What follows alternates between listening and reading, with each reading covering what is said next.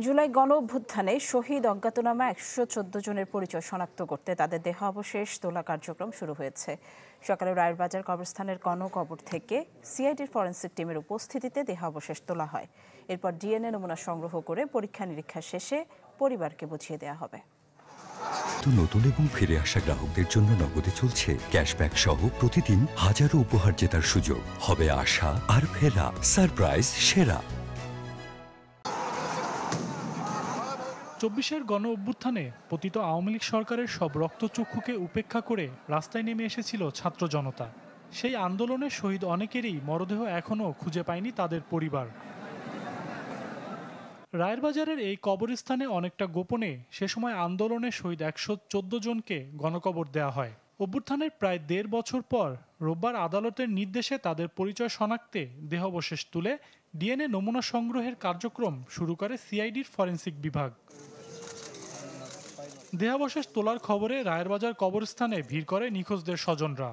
অনেক জায়গায় খোঁজাখুঁজি করছি, তারপর আবেদন করছি। আমাদের একটা যে শহীদের মর্যাদা আমরা সেটাও পাই নাই। এখন আমরা এখানে চাইছি কবরটা শনাক্ত করতে। আমার ছেলের খবর আমি এই পর্যন্ত পাই নাই। আল্লাহ যদি আজকে মানুষের দ্বারা বা আল্লাহর দ্বারা পাওয়া যায়, আমি সবচেয়ে খুশি হব। আমি মরে গেলেও শান্তি পাবো। দেহাবশেষ তোলার আগে সংবাদ সম্মেলন করেন সিআইডি প্রধান ও অতিরিক্ত মহাপরিদর্শক মোহাম্মদ সিবগাতুল্লাহ। বলেন, দেহাবশেষ তুলে ময়নাতদন্ত ও ডিএনএ নমুনা সংগ্রহ করা হবে। পরিচয় শনাক্ত শেষে ১১৪ জনের দেহাবশেষ হস্তান্তর করা হবে পরিবারের কাছে।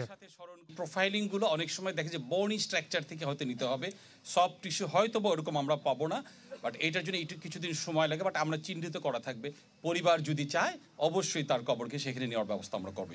পরিচয় শনাক্তের প্রক্রিয়া আন্তর্জাতিক মানের করতে সিআইডিকে সহায়তা করছে আর্জেন্টিনার ফরেনসিক বিশেষজ্ঞ। বলেন, যথাযথ প্রক্রিয়া মেনেই পুরো কার্যক্রম সম্পন্ন করা হবে। My work will be to guarantee the international standards are followed in this operation according the international forensic rules. এখনো যারা নিখোঁজ রয়েছে তাদের স্বজনদের সিআইডিতে গিয়ে ডিএনএ নমুনা দেওয়ার সুযোগ রয়েছে বলে জানিয়েছে সিআইডি। সজল সাইক, চ্যানেল 24, ঢাকা।